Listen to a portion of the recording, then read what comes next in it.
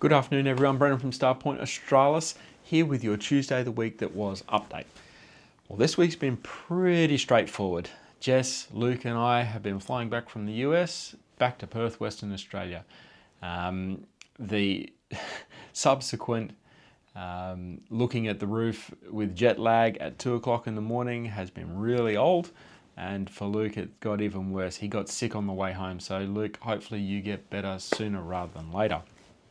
So what do I want to do with this Tuesday of the week that was? I think for a start, I'll give you a bit of a debrief and thoughts on NEAF.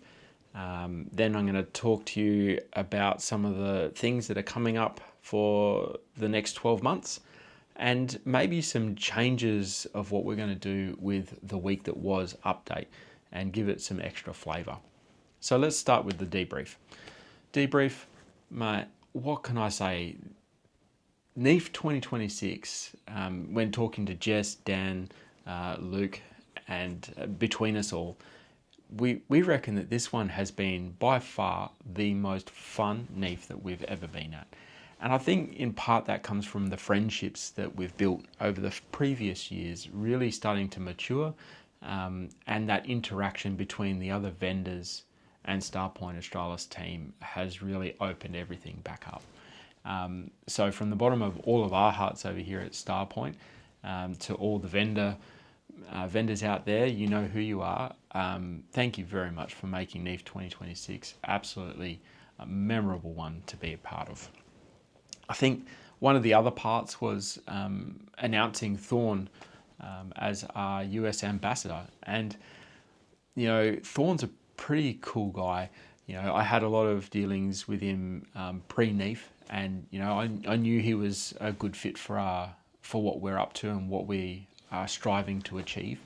And then to meet Thorne in person, it changes the story completely, because he's not just a face on the internet now. He's a real person, and he's really cool, calm, collected guy, and you won't meet a better fella. So if you're out and about at any of the star parties, or you have a chance to interact with Thorne and say hello to him, please do. It'll be worth your time and while to do so. And I think the other big thing about that is Thorne's love for astronomy and outreach to various groups and people. It's really refreshing to see, and it really aligns and resonates with what Jess and myself want for a Starpoint Australis. So that's the NEAF basically wrap up, debrief on what happens and that had happened. I think the next one is the next 12 months of what we're looking to do and bring. So we're obviously always in the background building the SP3 focuser. So when we're talking products, the SP3 focusers got a couple of good updates coming through. We're working on them currently. We've got the mini tent. Now the mini tent, that's not its name. So for everyone that's out there, the mini tent is not going to be called the mini tent. It's just what we're calling it currently. But there's still a little way to go with that. So we literally picked it up on the day that Jess and I flew out to the US. And we just wanted to get a bit of a size, shape and representation of what we're looking to build for the small smart scope market. Now, it literally has some key things to it, which is going to be that it has to fit in a suitcase. It needs to be light. It has to be set up really fast, because at the end of the day, these smart scopes, they are cheap, they are light and easy to set up, and they set up really fast as well. So that was taking the same design constraints. That's coming through. So probably in the next 3 to 6 months, we'll see a few of those updates come through, but keep an eye here. We'll bring them up as we're getting closer and closer. So that's that. The Vela color filter wheels, I think they're coming. Well, they're coming. We're actually building the story on that as well. So I've got a few bits and pieces, and you'll see probably later this week I'll take you through what you are going to expect and what we're going to be doing there. Moving forward from there, evolving of Tuesday the week that was. Now, some weeks I find it really hard to give you an update because there's not been too much that's updatable other than the boring business stuff that we have to do as business owners. So what I'm going to try and do is the story that we're bringing for the Vela color filter wheel. You know, you see these little pictures pop up and you see some little text and then it's done and dusted. But, you know, as a designer, I thought that it might be really cool for you as the viewers to see what's happening in my head. And when I say that, is like when I make design decisions or I stop and change or I just delete something completely, I want to talk through what I was going through and my design decisions to give you that little bit extra flavor on what it is that we're building and why. Because let's face it, I'm learning every day that I do this, and being a full stack development where, you know, predominantly I do all the design. I do the design of the electronics. I do the design of the firmware.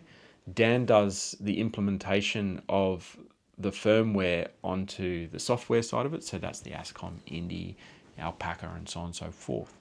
But it's even the conversations that Dan have between myself and him about the software. You know, like, oh, my software has this limitation. And then I go, well, the firmware has this limitation, so how can we evolve around that? And it's not a massive team that we're talking about. I don't have 20 designers in the back room. It's literally you're looking at the designer as well as the manufacturer. So I want to give you that extra flavor there to grow your understanding of what it takes to bring an astronomy product to the market. So other than that, the other one, now if you know me quite well, I'm easily distracted by shiny baubles. And to the fact that I try my hardest to zone in on what it is that I need to get finished. But I think it's a bit of a funny, we're going to call it Side Quest Saturdays. And Side Quest Saturdays is going to be really raw. Likely it'll just be me on my mobile phone, no editing whatsoever. And I'm going to give you the Side Quest Saturday update of what side quests that I'm going to be up to. Now, it's not going to be every Saturday, but just when I get distracted. And I reckon at the end of the year, I'm going to go back and do a tally of how many side quests I've been on throughout the year. And I reckon I'll surprise myself even. Well, in that case, it's been a bit of a long update and a bit of a debrief, but I think that wraps it up for this week. And I look forward to catching up with you next Tuesday with some of the additional bits and pieces that are there. But wherever you are, hopefully you can do some astronomy and it's clear skies. Otherwise, go and hang out at your local astronomy club and talk astronomy. Till then, I'll talk to you soon. Bye.